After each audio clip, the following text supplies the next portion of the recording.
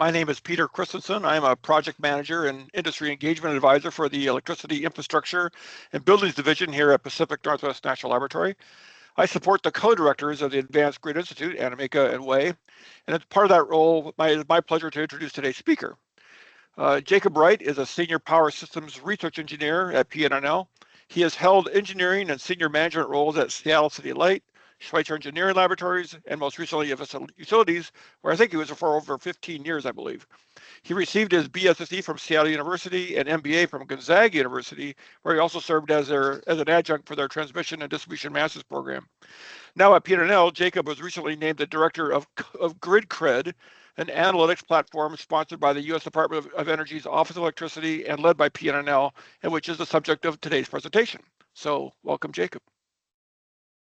Hello, Peter. Thank you for that introduction. And just a quick sound check. You can hear me okay? You're coming in loud, 5 by 5.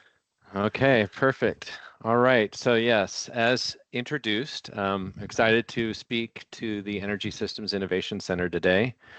And I'm here to basically introduce this initiative, this Grid Center for Reliable Electricity Delivery, hereafter referred to as GridCRED.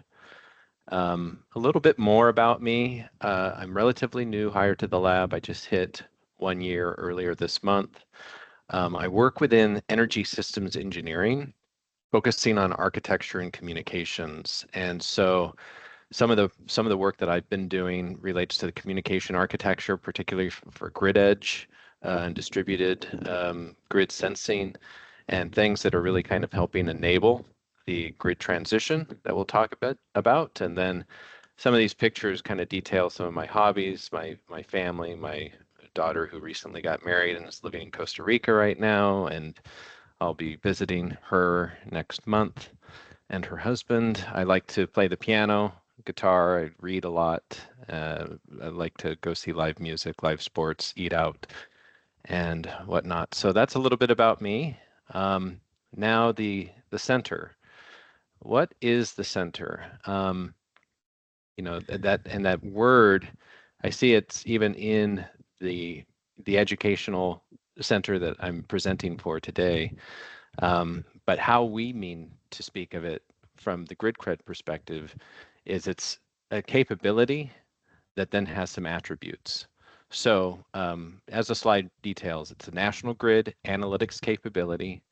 As Peter mentioned, it's sponsored by the Department of Energy's Office of Electricity, and its focus is on trying to be actionable.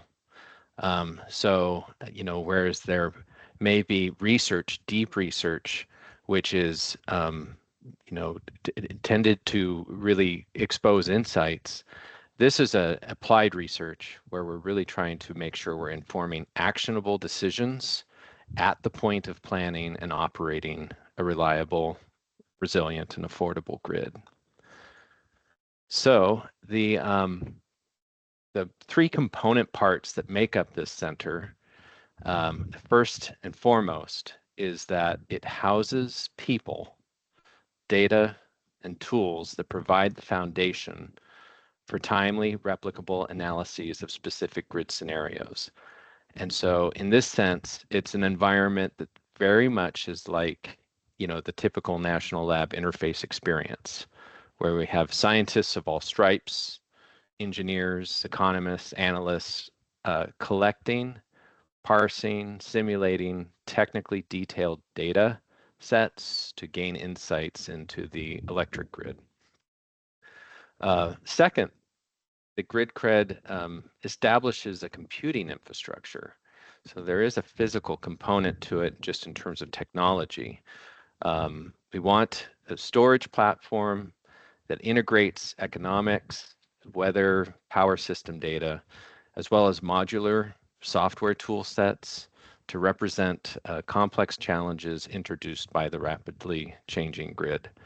So we have this data piece, this modeling piece, and then that helps to function as a common platform that will allow stakeholders to engage in optimizing grid planning and operations beyond the individual domain. And that last piece is really key, and we'll revisit it shortly. In summary, it's just stating that what's being built here is driven by an overarching goal of accelerating the decision-making processes. So that's introduction to the key components. Now, what does that yield as far as an opportunity and how this is an evolution? You know, while there's many of these approaches represent or are representative of the common national lab interface experience today, the opportunity before us is to build out persistent capability. And this persistent capability is going to help accelerate the regional analysis process. So where does that come from? You know, the need for persistent capability can be seen from past work. And I mentioned that my lab experience is relatively short, but it has been broad in terms of the number of projects that I've interfaced with. And typically what I'm seeing and kind of it's born by experience that we can see these lead times up front in the work where data is collected, models are being built so that analysis can take place. And in some cases, it's because past work can often not necessarily be reused, or maybe there isn't a great taxonomy for data to understand where it is or how searchable it is or how easily leveraged it might be. And so, in many cases, these projects will start up and if regional decision makers identify some type of problem that can require collaboration, cooperation to solve, the task to initiate the work itself can be rather significant, even when compared to the analysis. So the hope here is that we really need to mobilize work more quickly. And by building a convening center of practice, again, that focuses on all of those component parts that I just spoke to, that we would be able to bridge and economize the time necessary to start up this analytical activity. It could be significantly shortened in some cases. And then it allows for an engaged stakeholder community to really be centered around this persistent platform capability. It gives something for that conversation to take place around more regularly.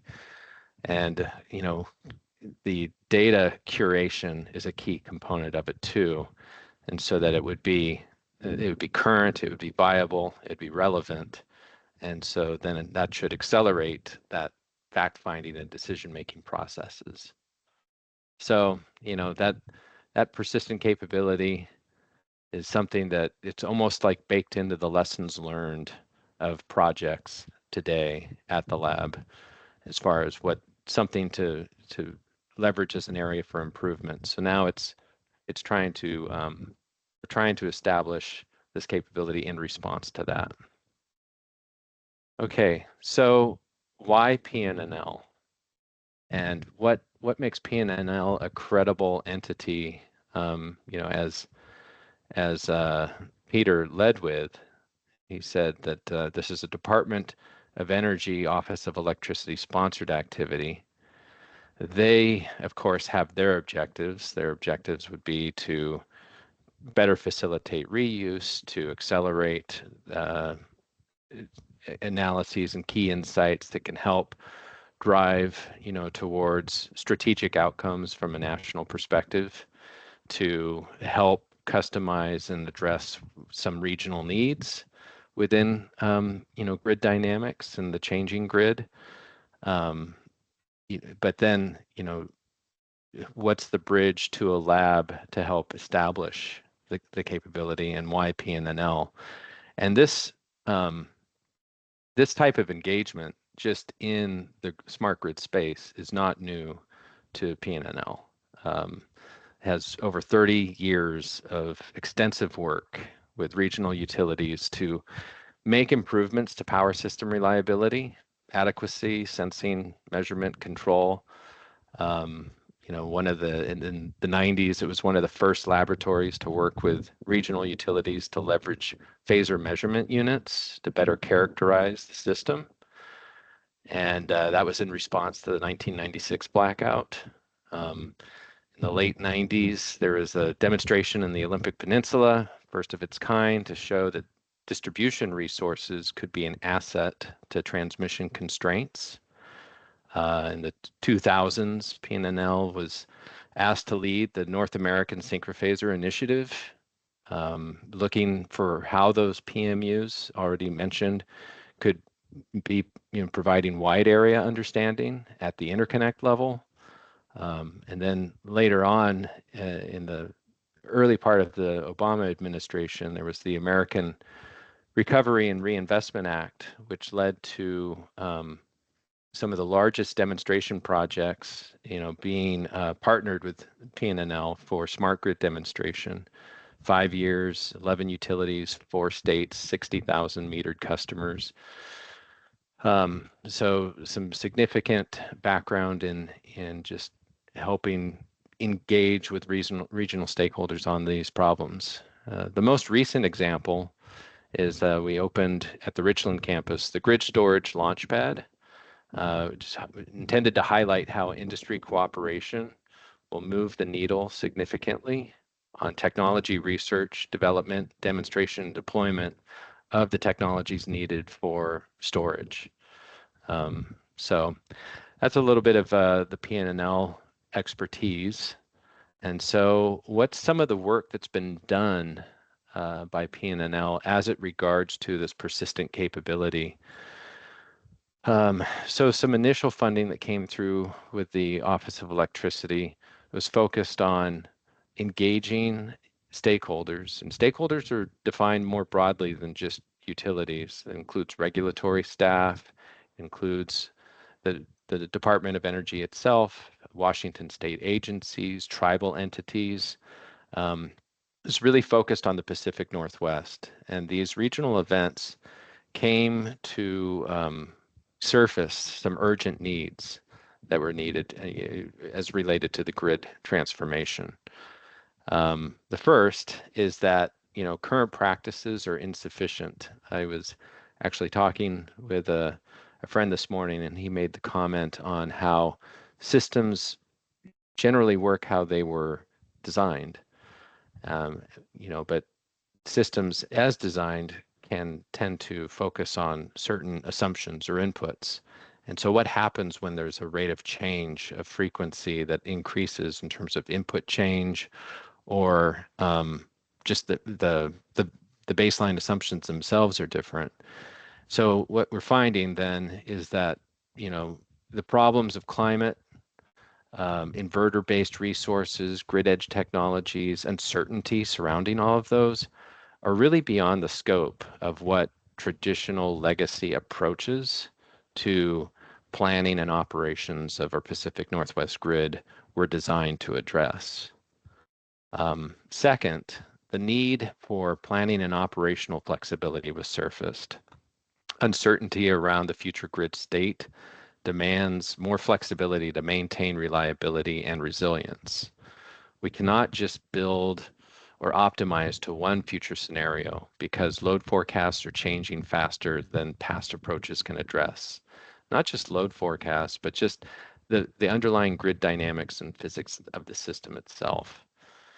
And then finally, there's a need to reinvent planning and operational paradigms at regional scales beyond the footprint of individual utility service territories to include both transmission, distribution, climate, and the interests of a range of new and emerging stakeholders. So that work then, kind of surfaces this urgent regional need, but needs, they end up turning into solution sets, specific examples of solution sets that need to be worked toward. And so another byproduct of these industry engagements, these stakeholder engagements at the regional level, were 3 leading use cases that really needed further exploration. And so that included resource adequacy. Currently capacity planning processes for most Pacific Northwest utilities show an increased reliance on power imports. in 20 to 30 years.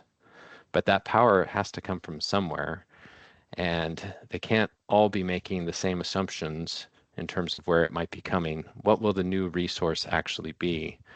And then what are some of the services that need to be deployed in addition to just generation resource capacity? The second thing that came out is, at the Pacific Northwest, there hasn't been a lot of consideration for markets, large markets, design of markets, but the formation of the recent energy imbalance market and that widespread adoption has yielded a lot of benefit in terms of optimizing, again, across utility boundaries. And so that's raising the question in many stakeholders' minds in terms of what other market structures could yield for benefits in the Pacific Northwest. And then finally, the grid modeling itself. I imagine that there's power system engineering students in the room who are familiar with, the changing dynamics of how power systems are being modeled and what the new resource types are meaning just in terms of what the response to events actually looks like, both in simulation and then, making sure that the simulation is also being reconciled to real world scenarios. So there's been work done in terms of the impact of WEC dynamic modes, with the deployment of higher levels of power electronics and inverters.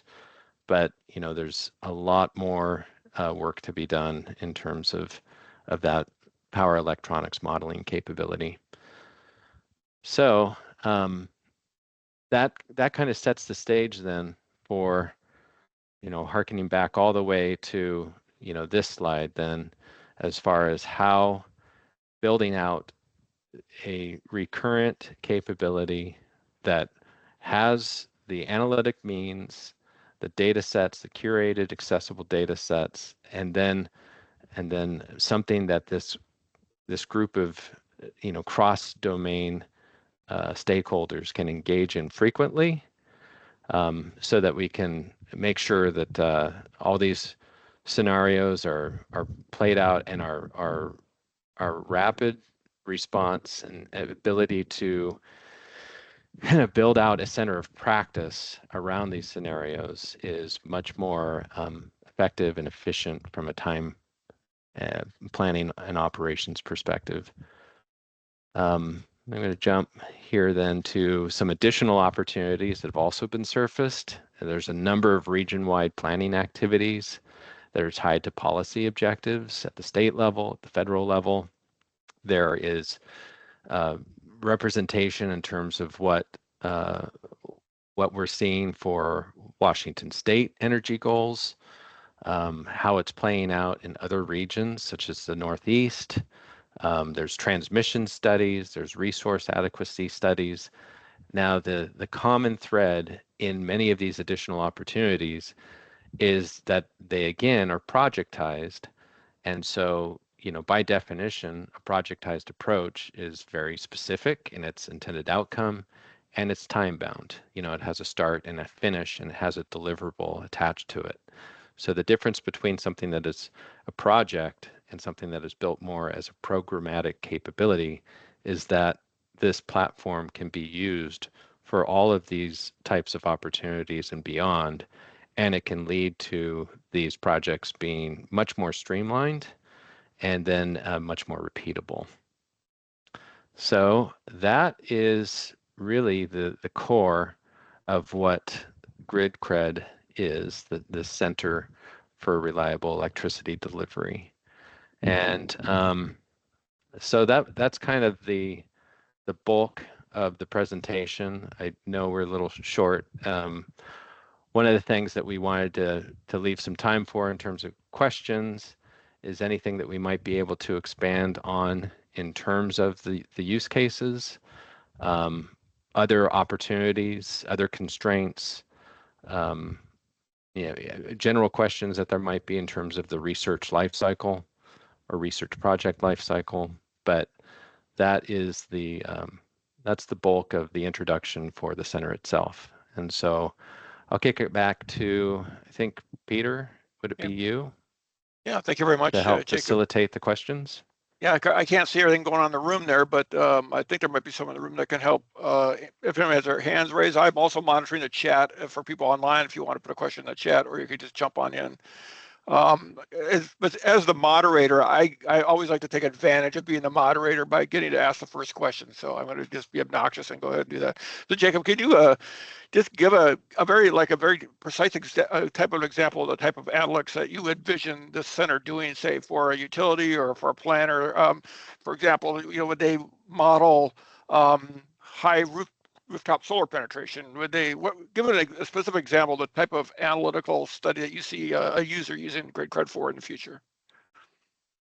Yeah, and I think again, I go to this slide here because one thing that we're really seeing is there was even a Department of Energy press release given last week on a major Pacific Northwest regional project, to focus in on resource adequacy and, really understanding a number of different electrification scenarios, how they would play itself out in terms of what load growth would be, where it would be, and then how to pull together, again, all these multi-domain.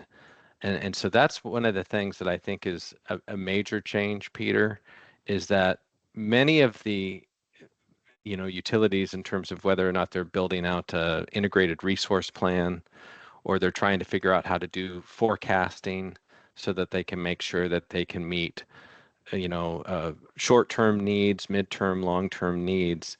They're building it out on their own system. They're proposing investments that might be comfortable and in portfolio, but they're not generally playing out all the scenarios necessary to make sure that things could be optimized across a regional footprint.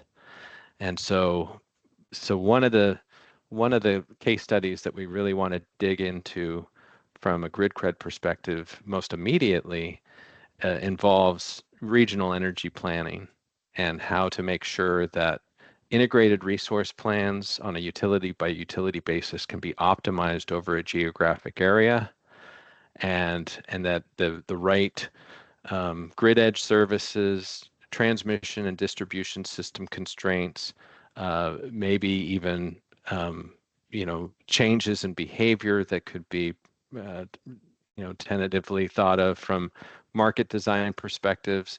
They really become sort of systems of systems. And so because of that complexity, then initially it feels that what we have to focus on is building out the right foundation.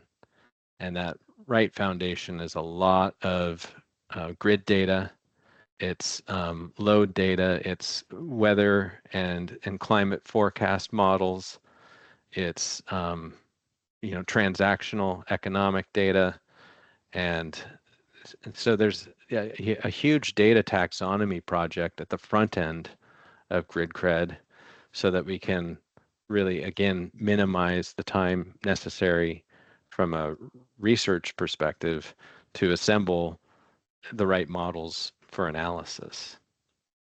That's an extremely long-winded answer. No, that's a very good answer. Thank you. It gives a little better feel for it. Oh, I hear an echo. So, any questions from the room? Since I can't see very well, maybe it's just jump in, or the room is on mute, by the way. Anyone, any questions? Go ahead. Yep. Can you hear me? Yes. Yes. Yes. Thank you for the wonderful presentation. So, when you say you are trying to assemble the models on the basis of data for different analysis, what time frame are we talking about here? And on what time scale are we talking about? Transient studies, are we talking about EMT studies, are we talking about quasi-state planning problems, or are we wandering into optimization perspective, heuristics, or learning based? What models are we focusing on? that's a great question, actually, and I just briefly alluded to that in the tail end of when I was talking about the particular case studies under interest. There's a little bit of an overused metaphor in emerging business practice, which is you're flying the plane as you're building it, right? And so a particular project, like regional energy or resource adequacy, regional energy planning, that's flying to a destination. But then these architectural elements that I'm talking about, which is like data taxonomy, for instance, where we really are understanding how to structure system research data, so it's better classified, better organized, it's much more searchable, reusable. And so when you're asking about data sets and data types, it's a little bit of the all of the above approach. And so co-simulation is going to be key. We're going to be leveraging existing energy modeling platforms and capabilities that the Department of Energy Office of Electricity has already made significant investments in, one of which is the North American Energy Resilience Model, NARM is what it's known as. So they've already been working on building out system models that are reflective of power, natural gas, telecommunications infrastructure. So those components, steady state, event-based, differing timescales, so timescale alignment for co-simulation purposes is a major data handling, data management problem. And so the building of the plane part is addressing some of the question that you're talking about, because it's wonderful to try and get to some particular use case in the destination, but making sure that we have the right architectural foundation from a data perspective is going to be key. And so that's why it also is really going to be leveraging existing people, a lot of experts at the lab who have backgrounds in this type of projectized work, and are the ones that we're consulting with through the building of the center to incorporate the lessons learned from past project activity to say what would have been helpful and what would have helped accelerate this process. So again, kind of a broad answer to your question in terms of the specific data sets, but it is very much an all of the above approach. Thank you, Jacob. We have a question online. Pelsing? Yeah. Hello, am I audible? Yes, we can hear you. Yes. Please go ahead. Yeah. Thank you, Jacob, for the nice presentation, and hello from Munich, Germany. Oh man. I have two questions. First of all, already the TSOs and DSOs have like control centers available. So how is this grid center different from them? And secondary, as far as Europe is considered, like the data set is a big issue that even if you want to do some analysis, that data set is usually not available to do all of these simulations or analysis types of things. So how do you think that this can be curtailed and also can be used as a generalized model for the whole world? Thank you. Yeah, well, you raised two excellent points in those questions. So let's see, I'll address them sequentially. So the first thing that you asked about was like an operations center. And so yes, utility operations today, is using SCADA, at transmission or distribution levels to run their system. And so this center is not intended to be real time. It is an analytics capability. And so might there be some room within its vision to be considered something that could be embody almost like a digital twin of a regional system, and to have that level of specificity and availability of real-time data or delayed systematized real-time data so that we can be reflective of a grid system for a particular region, yes, I think that would be a good vision. It would also allow for there to be a lot of credibility, no pun intended with the name, but in terms of how to really show the model in regional perspectives and the applicability and usefulness of said modeling. But it is not intended to be an operations center. It's really not even intended to be a real-time center. So hopefully that, creates that distinction in your mind.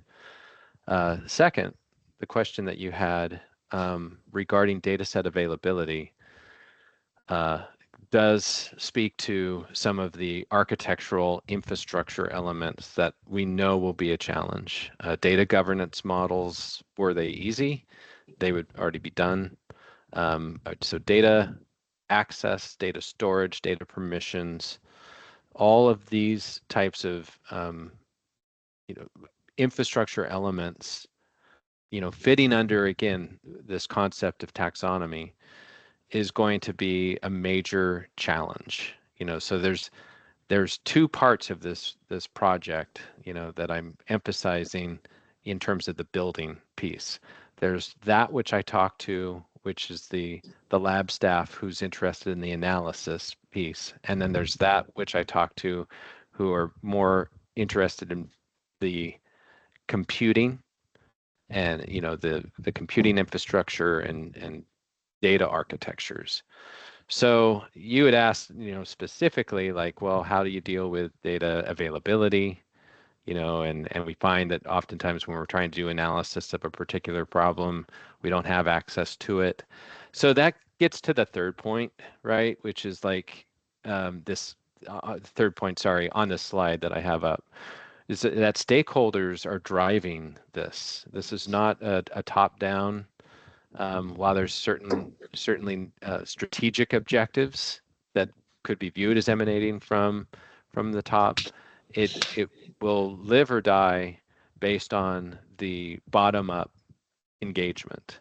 And so it's getting stakeholders who have real problems, real system constraints, have concerns, deep concerns in terms of system behavior, system resiliency, adequacy, so that helps hopefully drive the what's in it for them, that WIFM quality helps drive participation, engagement, and then data access ultimately. Does that help address your questions? Yeah, definitely. Thank you so much. Oh, yes. Mm-hmm. Yeah. Yeah, thank you, Joe. Data is always, we've already seen that could be a challenge, but you're absolutely right. If the stakeholders are engaged, that's going to make that easier. So let's go back to the room. Any other questions from the room? Any questions? Yeah, and I just would encourage too. Did I adequately answer the question from the room already? Yeah, I think so. Okay. I do have a question. So I think one of the, I'm just trying to understand this, is the center and the framework that is being developed, is it going to be for a real system or a realistic system? What is the thought behind that? And are we thinking really about the center to be able to model a replica of the entire, let's say, US power grid? Which is exactly like US grid, and to what details? Or Right. are we into some sort of synthetic models which are close approximation? And I guess the follow-up question will be how and what are the plans to get that level of details in either directions? Yeah, no, I like what I view as your distinction there between, realistic. So again, relatively new to the lab environment and the stakeholder management pieces, but a deep background in the industry. And I think one thing I would be, would not want to do is limit the ambition. So I think from an ambition perspective, everything that you've encapsulated in terms of what a dynamic a realistic national representation of the system has very much been a strategic objective. I referenced NARM already.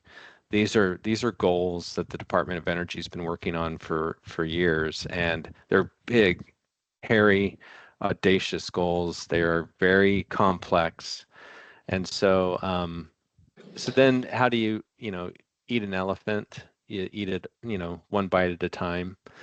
And so what we're really trying to do initially then is in breaking it up into regional use cases, we can limit the scope of what we're trying to have to create models on, limits the data sets, limits the stakeholder group. And so in broad terms, I'd say yes, big picture, the industry buzz right now is very much towards digital twin, right? So, and what it could mean then in terms of how machine learning and artificial intelligence could be applied to real replication of existing systems. But, that is like that's like a moonshot goal. And so then what do you do to kind of peel it back a little bit? You would you'd be more specific in your use case, right? And you'd be more limited in your data model. And you'd probably have to synthesize some, to make some assumption. And so again, I don't want to like both and everything, but it is a little bit of both approaches. Does that make sense? It does. And maybe a follow-up question along those lines. What are some of the first few use cases and scenarios or even modeling exercise that the center is considering for the regional focus? Yeah. To reiterate, I'd kind of pull this up again. There's the I had mentioned, loosely this concept of resource planning and what resource energy planning processes look like in current state.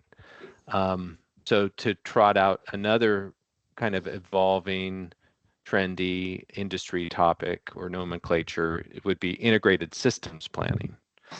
Integrated systems planning very much breaks beyond, a particular demarcation or boundary and looks at it across domains.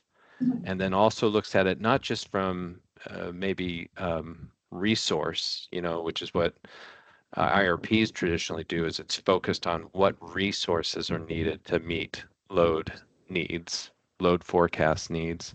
But the system planning would be much more optimization oriented. There's more flexibility in terms of what the potential recommendations would look like and how different stakeholder and maybe non-traditional or unconventional stakeholder engagements might look in informing that. So that's one use case for sure, is making sure that this taxonomy helps support cross-domain, regional system planning and optimization analysis.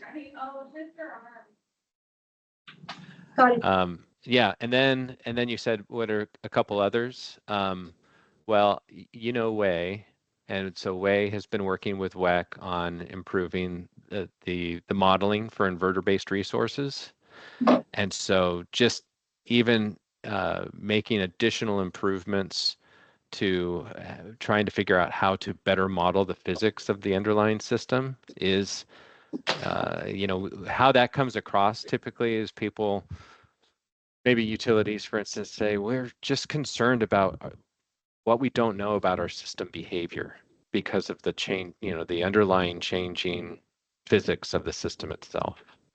And so, that's a response, and that's a particular use case. And then another use case, again, is what might be some markets that could help drive regional optimization again, and unconventional ways of looking at meeting the overall system optimization goals. So does that help kind of paint a picture on what some of the specific destinations that the plane could be heading? Yes, it does. Thank you so much. Very exciting effort and very useful. Thank you.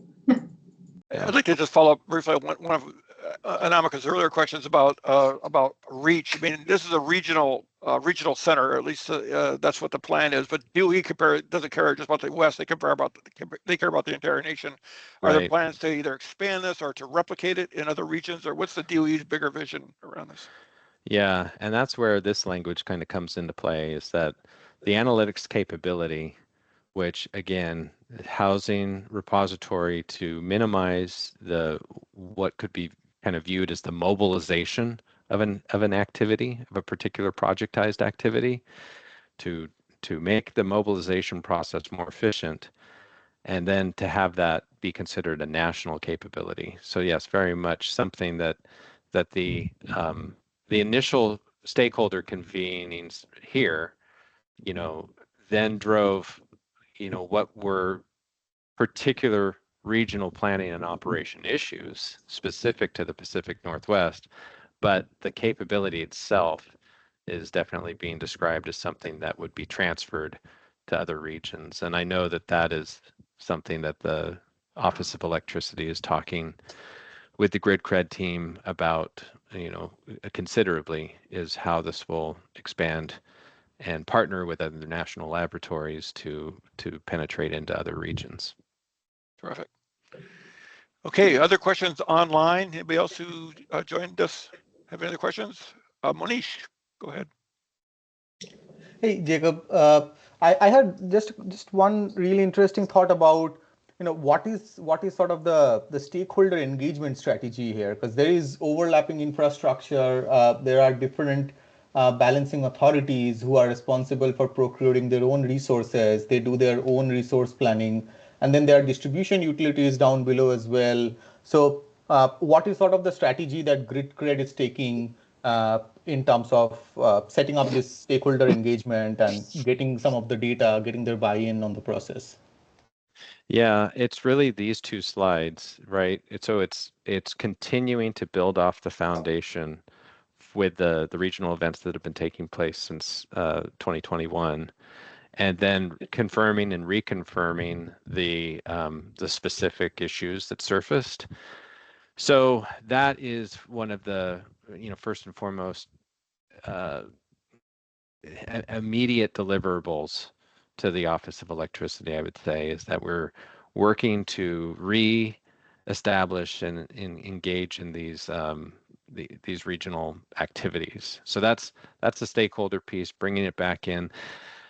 I would be remiss, though, to not mention, of course, that there's there's a risk at stakeholder fatigue. So, because one of the things too is that we have to make sure that there's a lot of demand coming at this stakeholder group from a lot of different directions. So what role can we make sure to synthesize? And so one stakeholder strategy that GridCRED will be employing, Manish, is to make sure that it's being, partnered with and engaged with the projects already underway, and to be seen as a tool that can endure beyond the project, and as a way to assemble an extra piece of that plane, if you will. Does that help? Absolutely. Yeah, thank you for the question, Manish. Let's go back to the room. Any other questions for the room that are there that maybe I can't see? I had a question about incorporating energy markets with planning, especially at the distribution level. I'm kind of curious about, I understand where you could take energy markets at the distribution level and answer questions like, in this type of market, if you acted in this way, you could have this kind of financial incentive. But if you didn't know what all of the actual players in that market, especially at the distribution level, if you're talking industry, you're talking anyone not specifically in power, if you don't know what their willingness to pay is, what then could you do to move that on to planning? You could say, oh, doing this will save you, I don't know, $100 by doing this specific thing. If you don't know whether or not that would actually encourage them to change their behavior, that wouldn't really be useful for planning. So is there any plan to maybe get industry involved in helping with this as sort of a mutual benefit?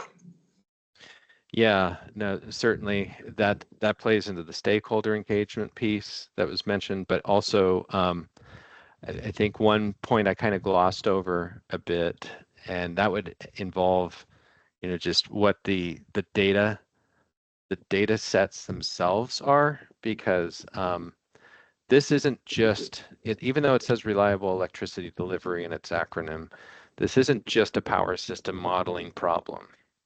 Right, this is energy system, and it involves economics. It also involves weather, and so we're being very careful on this front end, particularly in the data taxonomy architecture step, to have teams represented for economists and those who study and do work on price signals and how it influences behavior, micro and macro behavior, and incentive alignment. And those are not power engineering problems, specifically, but they are power system issues.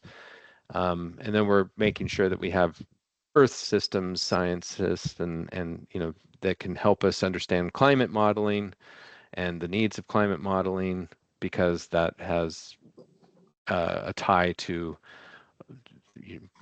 load forecasting, extreme event, resiliency measures. So I think high level, you're right in terms of how this is not simply just a simulation, like a power system simulation issue.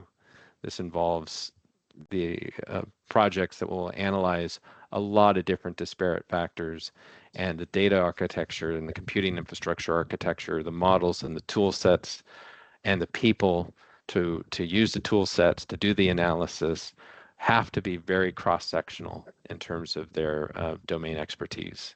And then to your point also is, yes, industry representation, the stakeholder group that is very interested in partnering, because in this case, we're also talking about actionable. So we're not just a deep research center. We want something that moves all the way through the life cycle of development and demonstration and deployment. So does that help? Yeah, thank you. Mm-hmm. That's a very good question. Yeah, great question. Other questions from the room? Any other questions? Anybody else online?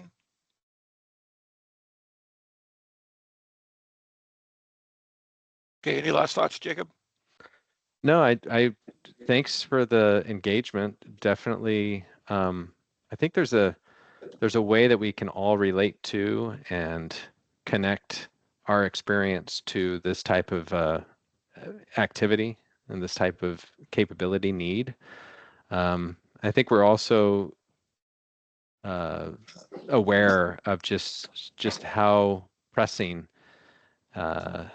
the issue is, so there's this undercurrent of urgency that I think that we feel too. So I just encourage the students, to really dig into their power systems modeling and anything that we can do to help bring about enhanced capabilities in this area. Would love to see. I guess there's one additional thing to mention is that a part of this project has some scope written into it specifically to enhance research collaboration with WSU.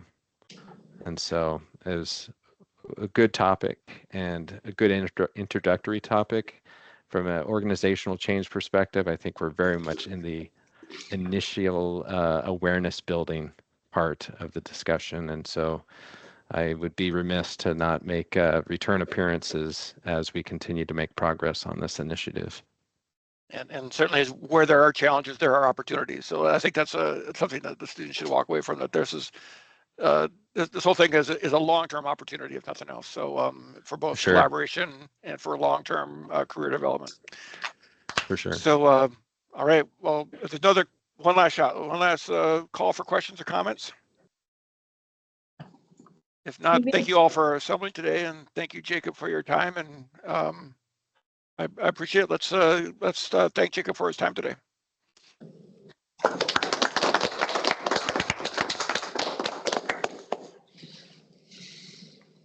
Thank you. Thank you, Janine, for coordinating.